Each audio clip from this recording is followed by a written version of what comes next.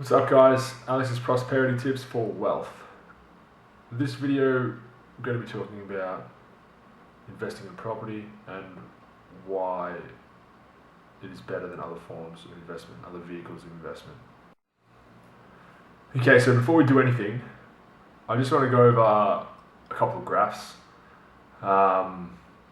just to show you guys the historical prices of property and what it's been doing over the last 40, 50 years. Okay, so this graph is going to show property prices of Melbourne over the last 50 years. This graph is going to show the property prices in Sydney, the median property price in Sydney over the last 50 years. This one is going to show the median property price in Brisbane over the last 50 years.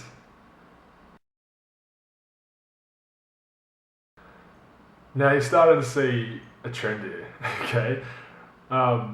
Funnily enough, the real stats do actually look like this, and I don't understand how people aren't investing in property. I don't understand.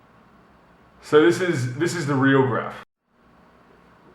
So you can see with some slight fluctuations, it's pretty much what I showed you before. It's always on the way up with some slight fluctuations. They could be due to anything, you know, but it's pretty much always going up. Now there's going to be some smart asses out there that say, listen Alex, inflation played a big role in those prices. $10,000 in 1970 is not the same as $10,000 now. You're right. You're very right. So I have another example for you. In 1970, the median house price in Melbourne was about $12,000, around that mark. Now, taking into account about a 3% inflation, that $12,000 today would be worth $70,000. Now, the median house price today is $545,000. Okay, so it's a pretty big difference between just inflation or rising property price. So when we look at figures like that, we can pretty much say that the property price will double every 7 to 10 years, just like it has historically, just like it has in the past. It's always done that.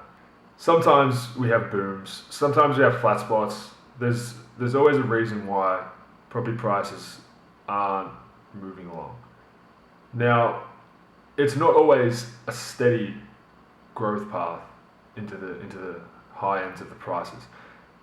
What usually happens is for 3 or 4 years, property prices don't do anything in an area, and then in the last four years they skyrocket, you know, and that's when all the investors, or the poor investors, jump onto that bandwagon in the end of that last boom period of that. And then the property price does nothing for another 5 years, and then by that time all those investors have already jumped back off the train.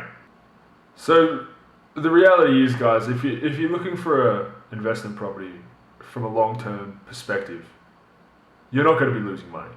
If you're considering selling every 2 years and you don't really know what you're in it for, then you can get into some real trouble. But if you always look at it from a long-term perspective, these small little fluctuations that all the economists predict, they don't really make a difference to you, because in 20 years it's still going to have doubled twice.